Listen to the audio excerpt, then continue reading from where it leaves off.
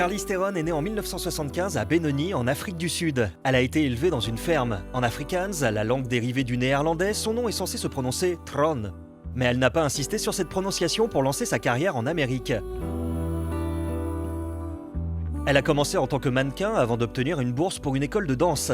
Elle voulait absolument faire du ballet, mais une double blessure au genou a changé son destin. Après une dure dépression, elle a commencé à envisager le métier d'actrice. Et puisque l'on parle de blessure, elle est allée voir Borat au cinéma alors qu'elle n'était pas en pleine forme. Elle avait une hernie discale des cervicales et le film l'a fait tellement rire qu'elle a dû évacuer la salle. Elle s'est retrouvée à l'hôpital et n'a jamais pu voir la fin du long métrage avec Sacha Baron Cohen. On ne s'en rend pas vraiment compte sur cette photo, mais au moment où elle a été prise, Charlize assistait à un match d'UFC. Oui, l'Ultimate Fighting Championship, où deux combattants s'affrontent violemment dans une cage. C'est bien l'une de ses passions que l'actrice ne s'explique pas vraiment.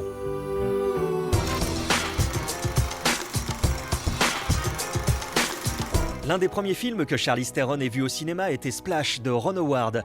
Elle a tout de suite eu une sorte de coup de foudre pour Tom Hanks. Il lui donnera plus tard l'un de ses premiers rôles au cinéma dans That Thing You Do, le film qu'il a réalisé en 1996. Ils sont encore très proches aujourd'hui. Si l'on a pu leur prêter une relation au début des années 2010, Charlize Theron et Keanu Reeves sont avant tout amis. En 1997, ils étaient déjà à l'affiche de L'Associé du Diable, aux côtés d'Al Pacino. Mais on se souvient aussi de leur couple attachant dans Sweet November en 2001. Lors de sa préparation pour le tournage musclé d'Atomic Blonde, 8 personnes sont chargées de son entraînement physique. Mais elle travaille également avec Keanu Reeves, encore lui. L'acteur était alors lui-même en plein entraînement pour le rôle titre de John Wick 2.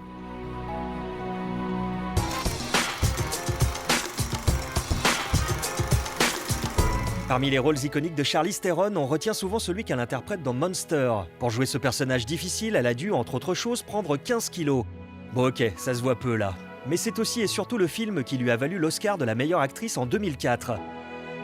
C'est toujours grâce à Monster qu'elle reçut nombre d'éloges lorsqu'elle revint en Afrique du Sud, dont celle de Nelson Mandela, l'ancien président du pays, qui l'a accueillie dans sa fondation en tant qu'invité d'honneur.